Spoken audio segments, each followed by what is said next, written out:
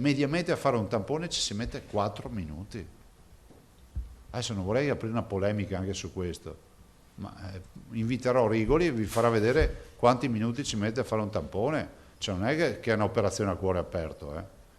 C'è qualche medico che mi ha scritto: io come farò a fare i tamponi perché ho già tanto da fare. Cioè, scusate, a parte il fatto che c'è un accordo sul contratto nazionale, dopodiché vi ricordo che come sono remunerati poi uno si organizza. Così, a mezzogiorno, il governatore Zaia da Marghera commentava le prime proteste dei medici di base di fronte all'ordinanza di sabato, quella che ha reso obbligatoria la somministrazione di test rapidi sulla base di uno specifico accordo nazionale tra sindacati e ministero, poi ratificata venerdì a livello regionale. Sinceramente non è che qua possiamo andare avanti con la pelle delicata. Nessuno ha offeso i medici di base e voi ne siete testimoni.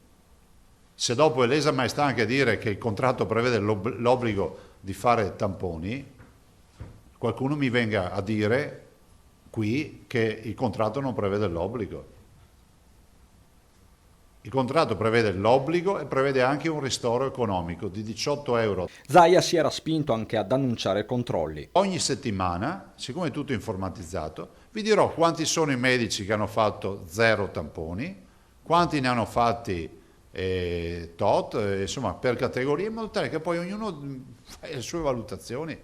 Guardate, stiamo parlando di un servizio di sanità pubblica ed è un servizio pubblico. Di tono arrogante del governo regionale parla nel pomeriggio la FIMG di Treviso, che comunica la volontà di non aderire all'ordinanza regionale, una questione di sicurezza degli ambulatori per la FIMG di Marca, che spara ad alzo zero contro Venezia, accusata di non aver rafforzato gli organici dei servizi di igiene e sanità pubblica. Uno scontro non ininfluente, quello in atto, che incide sullo screening della pandemia, il cui picco è atteso fra poco più di 2 settimane. Verosimilmente che potremmo pensare a un picco intorno a metà 15-20 di novembre. Speriamo sia così.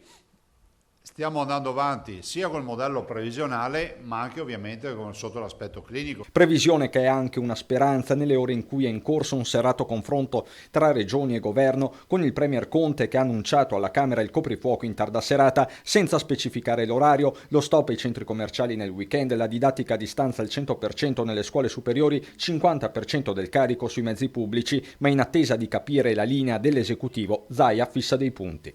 In questo momento diciamo che non intravediamo assolutamente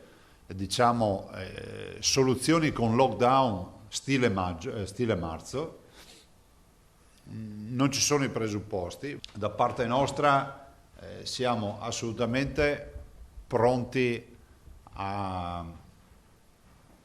dar corso ad eventuali restrizioni, ma non sicuramente sul fronte delle attività produttive.